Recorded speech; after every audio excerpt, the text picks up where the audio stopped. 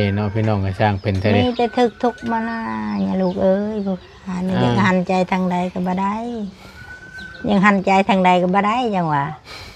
หันใจทางลูกอันนี้ก็ทุกลูกนั้นก็ทุกหลานตัวนั้นก็ทุกกูบ่มีบ้านหันใจ จักสิอาศัย บ่มีบ้านใช้เลย จักสิอาศัยลูกทั้งใด บ่มี คือทางแม่น้องพรก็คือเห็นนะเนาะเป็นลูกสาวทั้งนี้กันเนาะ บ่มีบ้าน บัดพอหันมาทั้งลูกชายก็คือเห็นนี่เนาะเฮือนนี่เนาะบัดนี้หลานชาวมาอีกบาดนี่ อัดตึบเลยใจแม่ตูนี่อัดตึบ อัดตึบเลย แม่ อุกอังเอ้านะฟังเบา ฟังเอาผู้ขาน อ๋อ ยังบ่ใจอันประธานไป ยังบ่ทันชุกบ่ทันยังบ่แล้วเฮาอันบอกน้องพรเพิ่นอยู่พอดีซื้อเสี้ยนหมูมาให้เพิ่น3โลบอกว่าแบ่งมาให้ทั้งในตู้ประตูนี่เด้อบ่ได้กินว่ะ ได้แล้วผู้ ได้อยู่เนาะเพิ่นแบ่งอยู่เนาะ แม่นหักผู้ขาคลำ โอ้กิน ตานี่ลูกเอ้ย กินหมูบ่ได้บ่ เอ้าอันมันมัวมันบอดแล้วตานี่ชัวร์เลยเด้อยังไปได้อันนี้บอดแห้งทางนี้ ว่าขอโทษนำพี่น้องไงมันแบบเป็น เป็นนองเป็นประชังคือ เป็นตา เป็นตาเปียก เป็น เนาะ เป็นเนื้องอกเป็นขาวๆเนาะ นี่ เนาะ นี่ นี่ โอ้นั่นอยู่ในจอตาลำนี่ แม่น ขาวๆเนาะ บ่เห็นเลยได้ลูกบ่เห็นเลยทางนี้ฮะนี่ขันอัดทางนี้ เห็นบ่เฮาคำว่าปิดครั้งนั้นบ่ บ่ เห็ เห็ น น ครับ เลยบ่เห็นเลยนะบ่เป็นไปนึงขันว่าอันนั้นแบบนี้นี่ แบบล่างๆนี่ก็บ่เห็นบ่ล่างๆเห็นล่างๆอยู่บ่ ลางก็บ่เห็น บ่เห็นเลยบ่ บ่เห็น จักนิ้ว นี่ นี่ นี่แค่มือเองนี่มือแบบนี้เห็นพอเห็นแต่หูไปแบบนี้ชื่อๆ โอ้ พอเห็นบ่เห็นได้บ่คือพามือเฮานี่ อ่า ว่ามีจักนิ้วหันบ่จักเลยนี่ ๆบ่ฮู้ซ้ำน่ะ บ่ฮู้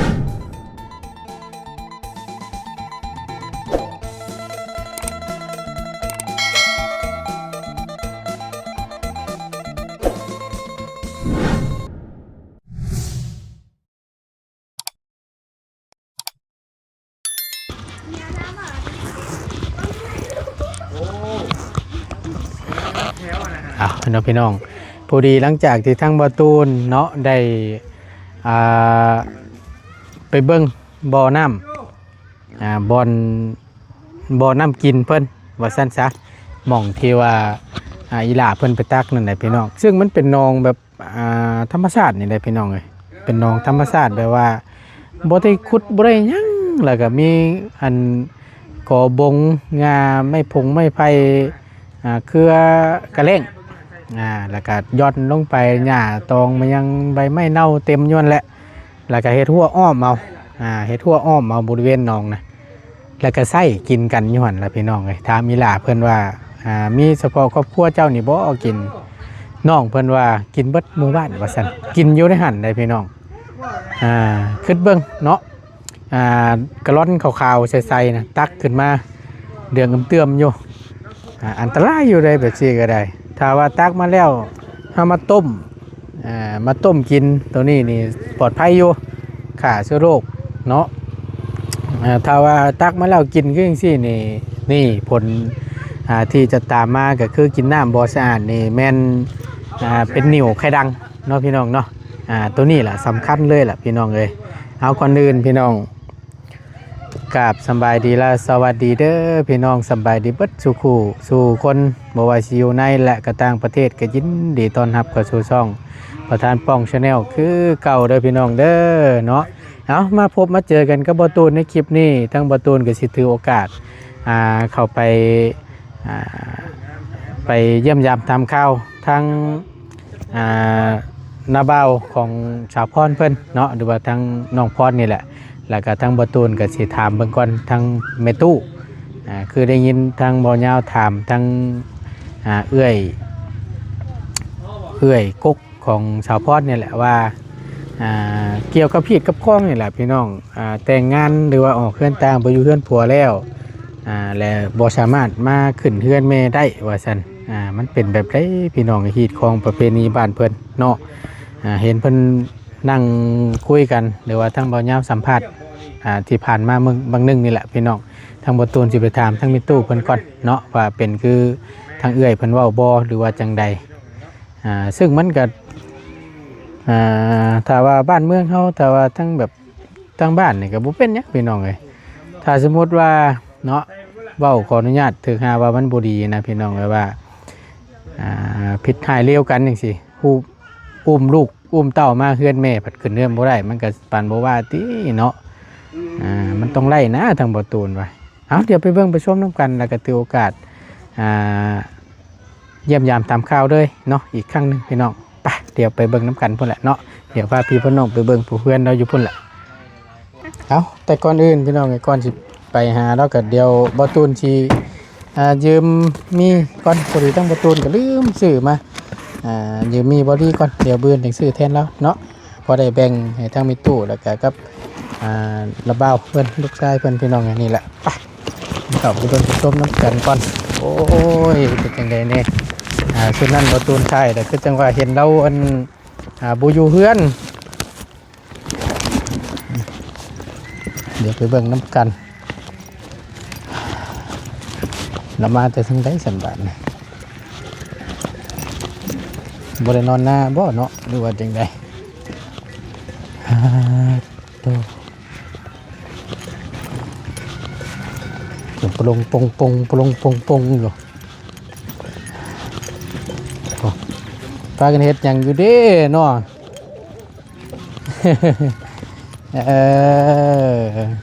เอาพี่น้องเอ้ยสบายดีตู้สบายดีสบายดีเด้อไอ้เด้อสบายดีพากันเฮ็ดหยังนี่นั่นเชียนนางเขี้ยวหมาก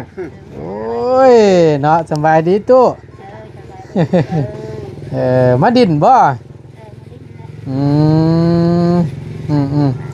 โอ้ยเนาะช่วงหนึ่งแรงเสียงกุลงงัวกุลงคุ้ยพี่น้องกุลงปงปงกุลงปงปงอยู่หากะมาบ่อันได้หากะมาใช่ให้มันบางนึงนี่เฮาไปเบิ่งคือว่านอนหน้าบ่นอนหน้าเอามื้อนี้ได้เข้ามาบ่ซะมันบ่สบายเลยลูกเป็นไข้ก็เลยอันพาลูกเข้ามาเฮือนบัดนี้แม่นเจ้านะคะโอ้ยเนาะเป็นจังได๋แน่สันไข้แน่บ่ไข้แน่ดีมั้ยเพิ่นเป็นไข้เนาะลูกชายหรือลูกสาวน่ะผู้น้อยนี้โอ้ยเด็กน้อยเองเป็นไข้หลายช่วงๆนี่เนาะได้จักเดือนแล้วนี่ไอ้แม่น6 เดือนฮะตัว6 เดือน6 เดือนบ่จ้ะจำบ่ได้บ่แม่พุ่นแม่มันอยู่เฮือนตาจำบ่ได้แน่เฒ่าเฒ่าแล้วเนาะผู้ดีเฮามีแล้วมาต้อนแล้วก็แบ่งกันเด้ออันได้เด้อแบ่งกันเด้ออันก็ไม่ตู้นี่แหละแบ่งกันเด้อแบ่งกันกินเด้อใจทางเฒ่าแก่ใหญ่เพิ่นใจดีเด้อโอ้ยอย่าบอกจังซั่นกว่าเฒ่าแก่ใหญ่ใจดีเด้อเจ้าเนาะคือการให้อยู่ดีมีแห้งล่ะเนาะโอ้ยพวกพี่น้องไอ้เพื่อนเราก็ได้เนาะเดี๋ยวจังหน่อยมาล้มน้ำเด้อจังหน่อยเด้อตู้เด้อโดยเดี๋ยวไปเบิ่งเพิ่นก่อนจังหน่อยนึงโตอันนี้ก็เกียมอันสิลงให้ลงหน้าเด้เนาะสิอันไถหุดให้หุดหน้าบ่นี่รถไถเจ้าเองบ่ไอ้บ่ของตู้พ่อนี่เนาะเฮ็ดหยังกินนั่นแกงหน่อไม้โอ้อุ้ยจังตัวใหญ่แท้นี่หาเบิ่งยากเลยได้พี่น้องเอ้ยนี่ต้มยังชาน่ะต้มหน่อไม้คือกันโอ้ทางนั้นเลยเฮ็ดหยังฉัน1ข้าวบ่อยู่เทิงนั่นน่ะควันกรุกกลัวอยู่เป็น1ตัวบ่เป็น1ผมมันเปียกเนาะอยู่หั่นเนาะสบายดีเด้อเอ้ยเด้อสบายดีลูกเป็นไข้แล้วพาลูกกันมาเนาะเวลาพาลงฝนตกนี่มันหัวบ่โทบ่นี่หัวแล้วเนาะอันนั้นน่ะบ่นอนน่ะเนาะอยู่ร่วมกันจะคนทั้งเบิดทั้งมวลน่ะ4 คนลูก2 คนพ่อแม่น้ำเนาะนี่บ่ลูกสาวน่ะ บ่ละเอ้ยออกมาพี่ออกมาพี่จักปีเราอีหล่ะนี่4 ปีเนาะสบายดีล่ะสบายดีนั่งเออเพิ่นดินรถเพิ่นจักดินนี่ได้ซะชื่อหยังเจ้า บัวชอน ชื่อหยัง บัวชอน บัวช้อนอายุ4 ปีได้เฮียนอยู่บ่เพิ่นนี่ก็ได้อยู่ปอใดน่ะปอเกียมโอ้เก่งเก่งเก่งเก่งเอาดีแล้วได้ทำได้เฮียนเนาะเพื่อฮอด5 ปี6 ปีนี่ก็เริ่มแล้วจะง่ายได้สิให้ซื้อจังได๋น่ะเฮายังบ่ได้ฮู้ซับ ชื่อบ้าง ชื่อเจ้าเองน่ะ ไต้หวัน ชื่ออ้ายไผวันเนาะจักปีแล้วขอโทษ บัวชัด จำบ่ได้ซ้ำ บัวได้ นี่ก็เป็นระบ้าวของน้องพรพี่น้องเอ้ยเป็นน้องของแม่น้องพรเนาะเป็นน้องแล้วเนาะเพิ่นก็ได้ครอบได้ครัวแล้วก็ออกเพื่อนต่างเนาะอันนี้เป็นเพื่อนเจ้านี่เนาะเราก็บ่ได้มีหยังใดพี่น้องเอ้ยโอ้โหเวลาพาลงฝนตกนี่ก็หัวยาวยิ้วว่าซั่นอยู่นำกัน4 คนพ่อลูกเนาะช่วงนั้นออกไปนอนนาลูกบ่สบายเข้ามาบ้านปลูกกล้าปลูกหยังแล้วเรียบร้อยแล้วออกไปเชียร์หญ้าปลูกเขาให้บ่หรือว่าเฮ็ดให้เฮ็ดนาบ่ได้เฮ็ดนาเฮ็ดแต่ให้ อ๋อส่วนหลายนี่เฮ็ดให้เนาะเฮ็ดให้เฮ็ดนาได้จักเป่าได้จักสอบแต่ละปีนั่นน่ะเฮ็ดเขาให้น่ะปีหนึ่ง7-8 ชอบปีหนึ่ง7-8 ชอบเวลามันได้เวลามันบ่ได้ก็ปีหนึ่ง5 ชอบ4 ชอบ5 ชอบเขาให้ส่วนหลายเพิ่นปลูกเขาให้เนาะทั้งปีเนาะ หรือว่าเป็นบางคนบ่บางคนปลูกก็มีนาก็เขาเฮ็ดนามีนาเฮ็ดให้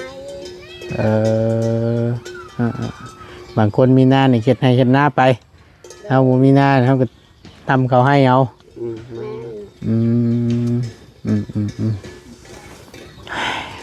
เนาะผู้นั้นว่าบ่สบายซ้ำ2 คนนี่พอแหละเนาะลูกเนาะหรือว่าสิเอาอีกอยู่บ่พอแล้วเนาะผู้ดีแล้วบ่ต้องเอาหลายหรอก2 คนเนี่ยผู้ดีงามหลายคนได้จังน้อยเลี้ยงเพิ่นบ่กุ้มเด้บ่กุ้มอะไรได้บ่มีเงินบ่มีคำข้าวน้ำช้ำปลาก็จังตั้งยากอยู่เนาะเอาลูกหลายคนเนี่ยโอ้ยลำบากแท้ๆล่ะแต่มีข้าวมีน้ำกินใครอยู่มีให้มีหน้าเฮ็ดคือหมู่เนาะมีหน้าให้ใครอันนี้รถหมูมีข้าวมีน้ำกินเลี้ยงเพิ่นบ่กุ้มพอแห้งแล้วใหญ่มาสิได้ทุกข์ยากนี่หาขอข้าวขอน้ำเนาะ2 คนนี่ผู้ดีงามได้ผัวแล้วก็เอามาพี่บ่สมมติว่ามันเป็นผู้หญิงที่คือเจ้าได้ลูกสาวจังซี่บัดเพิ่นได้ลูกได้ผัวนี่เอามาเฮือนพี่บ่หรือว่าผู้หญิงนี่ไปอยู่เฮือนผัวผู้หญิงก็ไปอยู่เฮือนผัวเพิ่นแล้วถ้าว่าได้ลูกผู้ชายนี่เอาเมียมาเฮือนเอาแล้วสร้างเป็นแต่วันมันสิบ่มีอีหลีคือเฮานี่ก็ไปสู้เขามีเงินมีคอยขาดทุนได้เสียเจ้าขาดทุนแล้วลูกสาวจะไปอยู่เพื่อนผัวอันนี้คือเหตุของประเพณีบ้านเฮาเนาะอยู่ทั้งพี่เนาะกะอิงตามเนาะถ้าว่าเฮาบ่มีหยังก็แม่นสมมุติว่าวันลูกเคยมาอยู่น้ำนี่ก็ได้อยู่หรอวะได้คือกันเนาะผู้ดีแล้วฉันลูกเคยมาอยู่น้ำพอได้นำเขาให้สุกินเด้อบ่มีนาบ่มีควายบ่มีเฮือนมีเงินคำเลยเขาบ่อยู่ก็ช่วยกันหานี่แหละเฮ็ดอะไรฉันช่วยกันหามีให้มีนามีเฮือนมีชานนั่นเขาอยู่ว่าขอโทษนะมันบ้านเดียวกันบ่อันเจ้ากับเมียนี่เจ้าอยู่ใช่ใช่บ้านนาบอมาเอาผัวอยู่นี่มาเอาผัวอยู่พี่เจ้าน่ะเนาะ ขึ้นไปนี่ โดยไปทางบ้านเป็นจิตกระทึกไปทางนี้กระทึก เอาก็คือคนละหมู่บ้านเอาผัวแล้วมาอยู่น้ำผัวเนาะ โดย เป็นเอาเลยเอาผู้หลายๆไปเอามีนะไม่ตู้เจ้าเลิกพอแล้วมาต้มกินเด้อมาได้ไหมมาเอามาย่างมา ปะก็ อื ยาม ย่างมา ปะจ้ะ มาพี่มาพี่มาแบ่งกันนะไม่ตู้เจ้าพี่มาโอ้ยเนาะมาย่างมาพี่อยากอายได้เพิ่นก็ได้เอามาเอาแล้วไม่ตู้เจ้าพี่พอได้ต้มกินมาเบากับมีอย่างมาต้อนมีแต่มีนี่แหละมาต้อนเอาหลอดนี่เอาแบ่งเงานะไม่ตู้เจ้านี่เอาแบ่งกันเด้อมี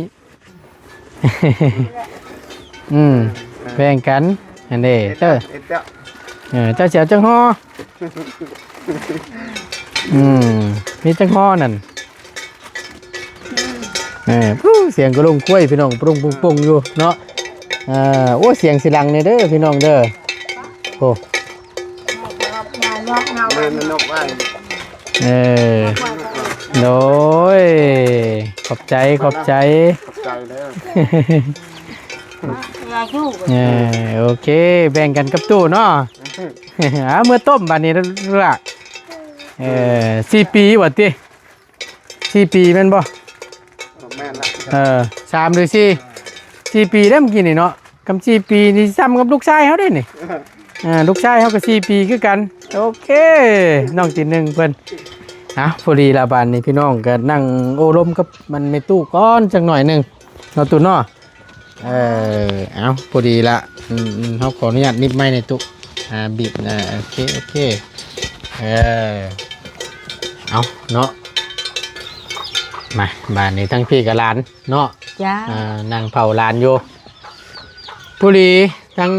เฮาสิถามก้อนบ้านนี่กับพอดีเห็นทั้งเอื้อยอันน้องพรเพิ่นมาบ่เพิ่น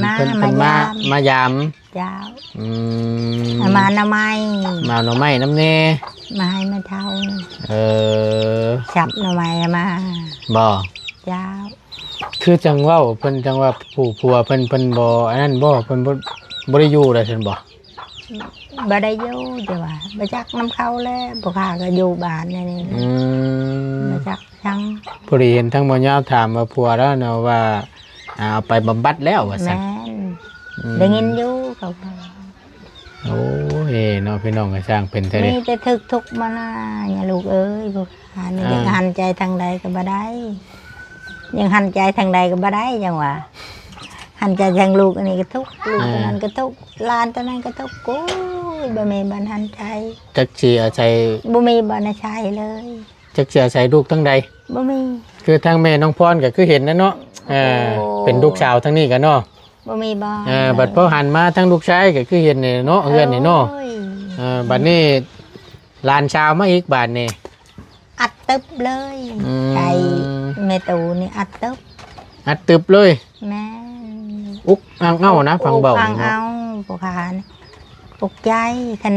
ลูกตัวนั้นก็ได้กินหล้านผู้นี้ก็ได้กินนี่ฮะมันตาขึ้นได้จังน้อย อันนี้โอ้ยบ่ได้เลยเว้ย ชื่อว่าจังใด พวกขานทุกข์ไปเลยล่ะทุกข์ไปเลยล่ะทุกข์อกใจ พอจะได้อาศัยไปเพิ่งลูกกับลูกกับบ่มี ลูกก็บ่มีอะไรก็ตาเห็ดนั่นเลยล่ะนี่ โดย แล้วจักจะเห็ดในใด อันละบัดนี้เฮาขออนุญาตถามเด้อตัวเด้อ เจ้า อันเฮาก็หากได้ยินอันทั้งเอื้อยน้องพรเพิ่นว่าแม่นอดีบ่ฮีดของประเพณีอยู่ในบ้านนี่ถ้าสมมติว่า คือทั้งหลานสาวเจ้าเอาผัวไปแล้ว แต่งงานไปแล้ว แล้ววันนี้เพิ่นพิษให้กับผัวมาแต่พุ่นแต่สิมาขึ้นเทือนเจ้านี่ ขึ้นบ่ได้บ่ บ่ได้เด้ พิษผีบ่ จ้า พิษฮีดบ่ตุ ผิดให้ อ๋อ คันมีงัวมีควายอีกเลยจำมาขึ้นนั่นขึ้น แม่นบ่ แม่น คือทางอันหลานเจ้ามานี่มาเยี่ยมมาดินมาหัวนี่ อยู่แต่นั่นนี่แหละ อยู่แต่ตารางนี่ เจ้า ขึ้นเทือนนี่บ่ได้ บ่ได้ บ่ได้ขึ้นเลยบ่ตุ เจ้าได้ขึ้น เห็นว่าขึ้นเฮือนแม่ตัวนั้นท่านแม่หั้นเอาผัวได้ขึ้นตัวนั้น มันลงจากเฮือนอันนี้เลยเฮือนอันนี้ท่านไม่ได้ขึ้นเลย ถ้าว่ามีครอบมีครัวแต่งงานออกเฮือนต่างแหละสิมาขึ้นเฮือนโคกเฮือนเข้านี่บ่ได้บ่ บ่ได้การเฮาเฮ็ดดองใหญ่หันขึ้นได้อยู่เฮ็ดดองแล้ว แบบว่าแต่งงานแต่งหยังแล้วนั่นเด้ แม่นแล้วหัน เอา ขึ้นได้หันแต่งดองหน่อยบ่ได้ สิเว้าง่ายๆแบบว่าจัดงานแต่งแบบว่าอ่างานใหญ่หรือว่าผูกคอต่อแขนให้แล้วเรียบร้อย แม่น นั่นน่ะสามารถมา มีเราให้อีกนะ บ่ โอ้ยลายแนว ฮีดลายที่ฉันโนนตัวเนาะ ลายหญ้าเฮ็ดหญ้า ถ้าว่ามีจัดงานแต่งผูกคอต่อแขนให้ถูกต้องเรียบร้อย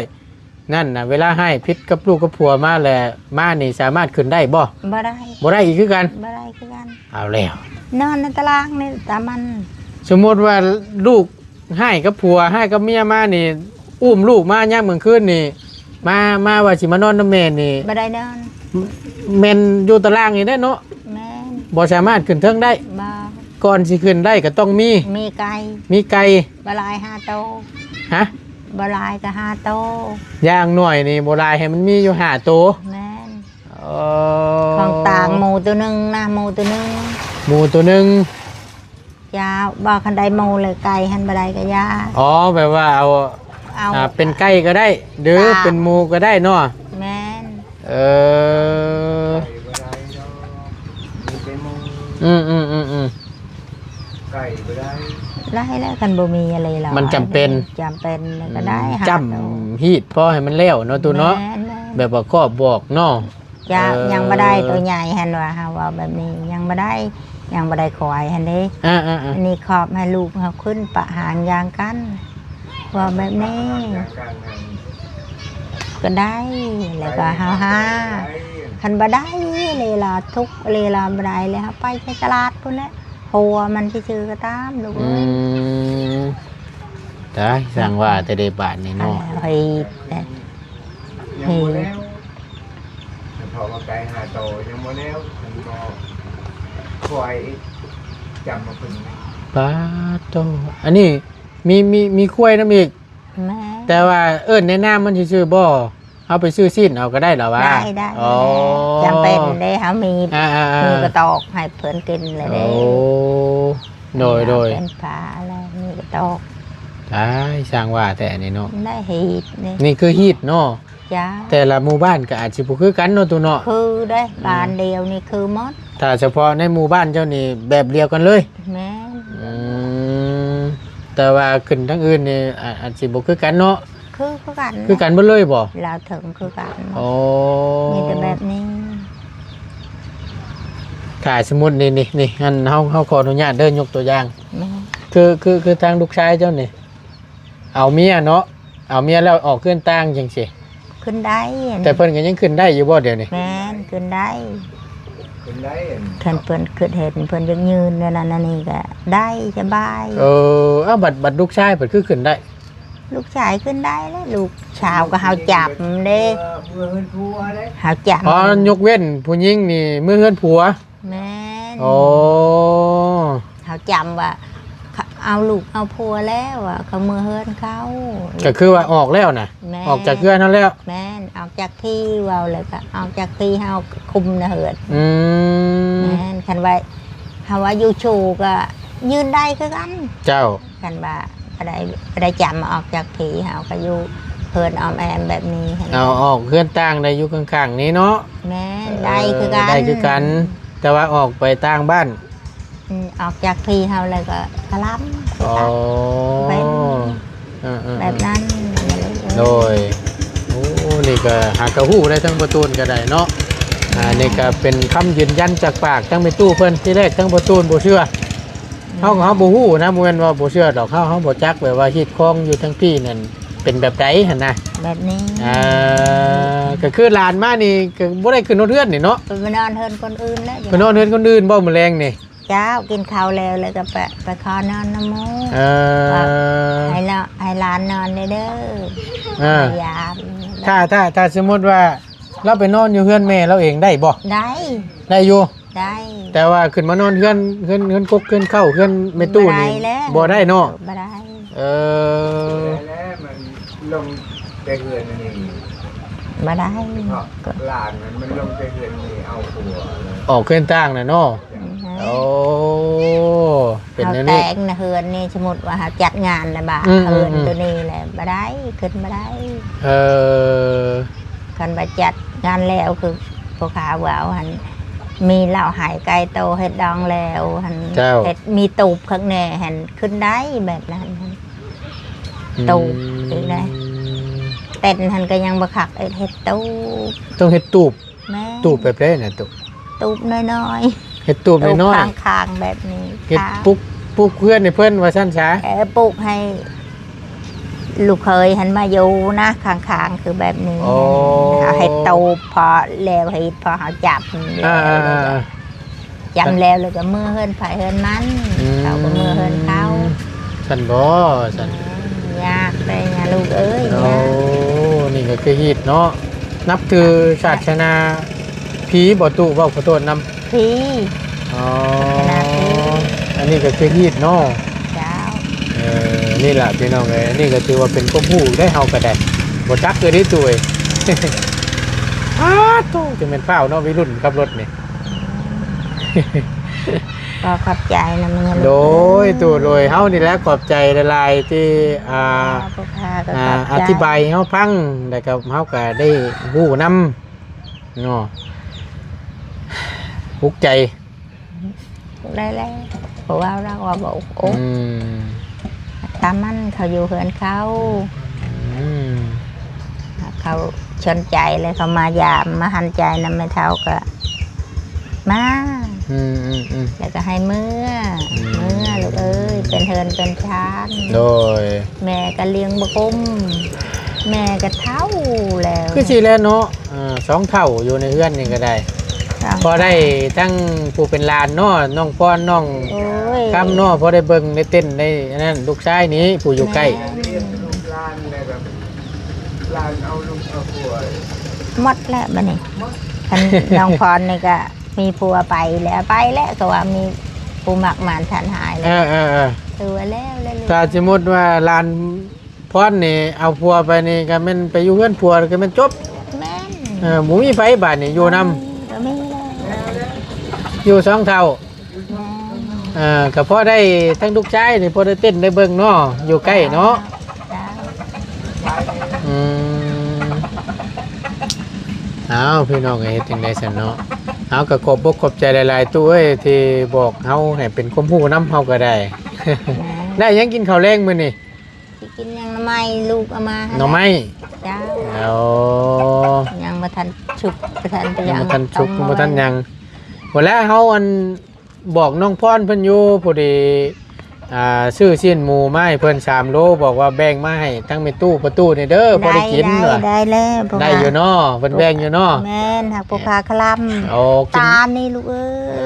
ย กินหมูบ่ได้บ่ เอ้ามันมัวมันบอดแล้วตาชัวร์เลยเด้อตาพวกพานี่นะเมินก็บ่ได้บ่เห็นทุกบ่เห็น ยาหยอดตาก็ได้หยอดอยู่บ่ จักเลยจักหยอดแบบใดนี่ เอ้ามัน บ่เคย แต่ก่อนมันสิเป็นน่ะมันเป็นแบบไดใช่มันมีหยังถึกน่ะ เป็นชนายเขาว่า บ่ได้มีหยัง เป็ ถึ น ก ตา ตา แดงตำบิดอะไรเป็นตาแดงเลย อ่า เป็นตาแดงเลยก็คือว่าถูกยากเลยลูกเอ้ยเลย ก็ ไม่ บ่ ได้ไม่ได้ชื่อไม่ได้ชนใจว่าชื่อยาชื่อนั้นหันไม่ได้วุ่นเล อื ย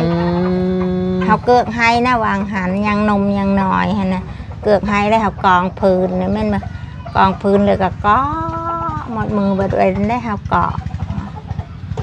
ะแล้วเป็นตาแดงเป็นตาแดง เป็นได้จักปีแล้วตุ โอ้ยหลายปี หลายปีแล้ว หลายปีหักยังบ่ได้บอดถึงปีนี้ อ๋อ ยังไปได้อันนี้บอดแห้งทางนี้ ว่าขอโทษนำพี่น้องไงมันแบบเป็น เป็นนองเป็นประชังคือ เป็นตา เป็นตาเปียก เป็น เนาะ เป็นเนื้องอกเป็นขาวๆเนาะ นี่ เนาะ นี่นี่นี่ เออ นี่ โอ้นั่นอยู่ในจอตาลำนี่ แม่น ขาวๆเนาะ บ่เห็นเลยได้ลูกบ่เห็นเลยทางนี้ฮะนี่ขันอัดทางนี้ เห็นบ่เฮาคำว่าปิดครั้งนั้น บ่ เนาะบ่ เห็ เห็น น ครับ เลยบ่เห็นเลยนะ มาเป็นไปนึงคันว่าอันนั้นแบบนี้นะ แบบล่างๆนี่ก็บ่เห็นบ่ล่างๆเห็นล่างๆอยู่บ่ ลางก็บ่เห็น บ่เห็นเลยบ่ บ่เห็น จักนิ้ว นี่ นี่ นี่แค่มือเองนี่มือแบบนี้เห็นพอเห็นแต่หูไปแบบนี้ชื่อๆ โอ้ นี่พอเห็นแต่บ่เห็นได้บ่คือพามือเฮานี่ อ่า บ่มีจักนิ้วหันบ่จักเลยนี่แบบ ๆบ่ นี้ ฮู้ซ้ำน่ะ บ่ฮู้ อืม หักเฮ็ดแบบนี้หันเฮ็ด มันแบบล่างๆบูบๆแบบนั้นนี่เนาะ เจ้าเห็นอยู่เอาเห็ดแบบนี้หันพอเป็นเงาหันนะ แต่ว่าเจ็บนี่เนาะ เจ็บคือดินชายเข้าตา เดี๋ยวเฮาสิลองเบิ่งกันถ้าเฮาได้เข้ามามื้อหน้าเฮาสิซื้อยาหยอดตามาหยอดเบิ่งเด้อ แม่ ให้หยอดเบิ่งให้นะยามก่อนสินอนน่ะ แม่นะ อ่า หันคันมันแห้งเลยบางเทื่อก็คอยแจงก็มี เออ คันว่าดีทานแล้วก็โอ้ยลูกเอ้ยจ้า โอ้ยอย่ากราบเอาคักหลายตัวเอ้ย โดยเดี๋ยวเฮาสิลองซื้อยาหยอดตามาให้เบิ่ง แม่ ให้หยอดเบิ่งยามนอนน่ะแต่ละมื้อก็ว่ามันคัดมันห ตา ยังก็ ผู้ ได้ ขานี่ให้ลูกแจงคือไผชัยคือดาวแต่นี่มันน่ะเนี่ยลูกเอ้ โอ้ย ย เนาะสาธุ ให้ สา แจง ธุ ชัยไปตลอดเลย โดย ผู้ขานี่เบนบาปอะไรนะ โดย คือวาวฮันแหละมือนั้นฮันบ่มีไผบ่มีพี่ช้างดอก อันนี้ก็ยังบ่มีฮันก็น้อยให้ ไฟโซล่าร์เซลล์ก็บ่มีไฟ บ่มี ใต้ บ่ บ่ มี มีเลยย่างบ่ได้แต่ได้ไฟโซล่าร์เซลล์ใครอยู่พอได้ส่องยามกินข้าวเนาะ โอ้ยเร็วพรประตก แม่สิหายเห็นบอกกันพรประตกก็บ่หายทุกคนแล้วพอนี่ก็ไปงานแฮนดี้หลานก็ไปหมดปานนี้บ่มีไผบ่มี เดี๋ยวแต่เป็นตู้อยู่ผู้เดียว ผู้ขานอนผู้เดียวนะเฮิน ปัดพลประตก พรประตกเป็นลมแห้ง เปียกเบิดเลยบัดนี่ เปียกก็เปียกวูดทางผนังทางประชังเลยประจักษ์ทางลงประจักษ์ทางอันนั้นเลยให้อยู่คนเดียวก็จูดอยู่เลย อืม ขึ้นไปโอ้ยนี่ใช่ไอ้ตานี่ก็ยังมือหากับเบอร์มือตานี่ก็จนแจงอยู่น้ำเพื่อนอยู่น้ำหมูคูอะนะ ครบแม่นงาน งานคนตาย เพื่อนดีเนาะ เป็นงานคนตายไผกับเบอร์มือหาขึ้นให้ผู้เดียว เดี๋ยวปะหมู่บ่ปะบ่ได้ ปะบ่ได้เนาะตู้ที่เพิ่นที่ตัวเนาะ แม่ แม่นแล้วกับงานแนวนี้ ยังหายใช่ก็บ่เป็นหาย แม่น หายได้แล้วพวกเขาหายได้แล้วมันมาโอ้บ่คิดอะไร โด ว่าย ตาบอดตาเจ้าตาเอ้ยเจ้าก็บ่คิดฮอดจักดี โอเคพี่น้องเอ้ยก็สิประมาณนี้เนาะก็ถือว่าได้ความรู้ไปนํทางบ่ตูนก็ได้ป้าจังชั้นเฮากลับก่อนเด้อตู้เด้อค่ำมืดแล้วเดี๋ยวมื้อหน้ามื้อในก็บ่ได้เข้ามาสิซื้อมาให้ดอกยานั่นเด้อลองหยอดเบิ่งเนาะ เผื่อมันแจ้งมันใสขึ้นมากกับสาธุแหละเฮาก็ได้เนาะ แม่บ่ติ โดยไปอยู่ดีมีแห้งตู้กลับคนเด้อโดยเจ้าโอเคพี่น้องเอ้ยทั้งประตูนก็สิได้ลำลาแล้วก็จบคลิปก่อนเนาะพี่น้องเนาะก็เป็นตาลุโตนเนาะพี่น้องเอ้ยตาบอดว่าซั่นโอ้ยเนาะจักสิว่าจังใดเดี๋ยวทั้งประตูนเข้ามารอบหน้าเดี๋ยวสิลองซื้อยาหยอดตาเบิ่งเนาะยาหยอดตาเอาไว้หยอดยามกลางคืนนี่แหละเป็นยามหลับยามนอนเนาะก็ลองเบิ่งเพื่อว่ามันแจ้งใสขึ้นมาอีกก็ดีใจน้ำเราได้พี่น้องเนาะเอากะสิประมาณนี้พี่น้องเอ้ยขอบคุณในไลน์เนาะที่เข้ามาเป็นกำลังแห่งใจและติดตามรับชมคลิปโดยตลอดมาสิ่งที่สำคัญกับเบื้องคลิปโดยบ่ขามโฆษณาเนาะสำหรับคลิปนี้บ่ตูนจบลงไปเพียงเท่านี้ก่อนเจอกันคลิปหน้าพี่น้องสำบายดีเด้อพี่น้องไปปัดโทมืดละบาดนี้